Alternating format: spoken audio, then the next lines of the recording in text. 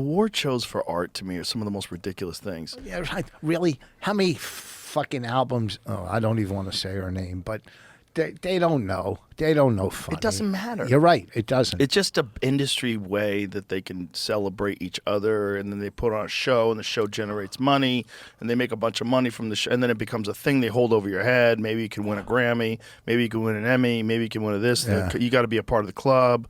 Like, look what happened to Chris. He wanted to be a part of that group, doing the Oscars, and he gets smacked by Will Smith. They don't arrest him, and then 10 minutes later, or whatever it was, Will Smith's on stage receiving the Academy Award, and they give him a standing ovation. Though it's fucking insanity. That is Hollywood. That shows you what these people are. To want their love and their respect is pointless. It's so true. They don't even know what they like. They like what everybody tells them to like. They don't understand what they're support. It's just a bunch of people wanting to be a part of the group that's the in group. Like, what do we have to do? What do I have to say? What do I have to agree with? That's all it is. Years ago, and it's true, if that was Chappelle, he wouldn't have smacked Chappelle because Chappelle's a little bigger. I don't know. The whole thing was crazy. That poor guy. Yes. One move. He does one move. Now everybody remembers nothing but that forever. But what? Fuck I Am Legend. Fuck Ali. Yeah. All those different things he did that were awesome. Nobody cares anymore. He's like, that's the guy that smacked Chris. Every day he's got to wake up in the morning and go, fuck. That one thing, fuck. If he hadn't done that, if he just ate it, and by the way, not even bad jokes. Like Nothing.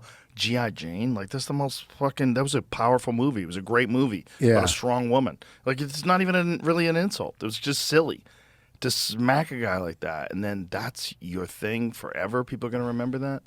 Yeah. Crazy. Yeah. Crazy blunders, and that probably comes from not having anxiety, by the way. That comes from having too much confidence.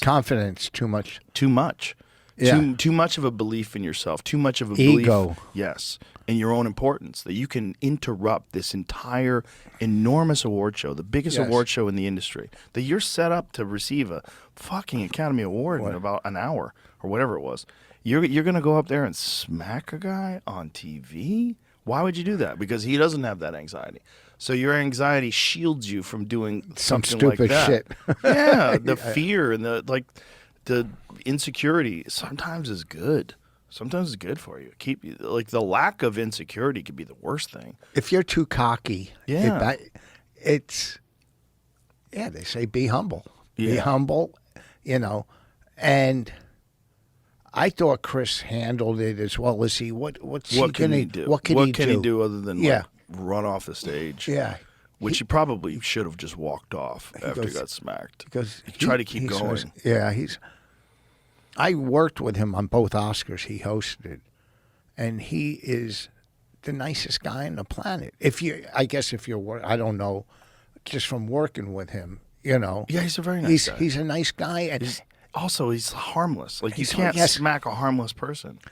That's crazy. Yes, I'll tell you what. If that was Tony, there would have been a fight. If that was Tony Rock, there would have been a fight up there. Yeah. Tony. Oh, yeah. Well, Tony went off on stage like right afterwards about it. Yeah. And Tony's a different dude. But Chris, almost if it was anybody but Chris. I mean, you can't do that to anybody else. It's crazy. If you did it to Kevin Hart would crack him. The whole thing is crazy. It was crazy. It didn't make any sense. It's like the guy's in some sort of a very bizarre relationship with his wife. And, whatever internal conflicts they have just manifested itself in a terrible decision that he made. If he would have said that about my wife, I would have smacked her and said, "Laugh, laugh." It's funny. It's funny. Come on. Yeah, see. But not being able to take a joke is one of the worst qualities that people can have. Well, do you take yourself so seriously when someone says something funny, you can't laugh as well? That's crazy. You're missing out on laughs. Well, you're missing out on your own joy. Like you should have joy about someone making fun of you, and you're great at that. Yeah. You're great at that. It's one of the best things about you on O&A is that when they would crack on you, you would laugh. Yeah, it's so important. They were good jokes. Yeah. They were funny. They were on time. Yeah. And if I was at times lucky enough to come back with something, then I would. If not, then I sucked it. The last time I did Kill Tony a couple weeks ago, and I told a joke, and Tony goes, that's the oldest joke in history. And I go, yeah, I wrote it. Right? So, okay, so shut the fuck up. But it was a great episode because he fucked with me and I took it. Well, Kill Tony's one of the only places left where that kind of fucking with people is like openly encouraged. Yeah. That kind of fucking with people is like, I mean, and Tony's the best roaster on the fucking planet. He's quick. He's like Norton. He's so quick, you think just like Norton. He's so quick, you think he wrote it in advance. Yeah, he's and quick. It's off the cuff.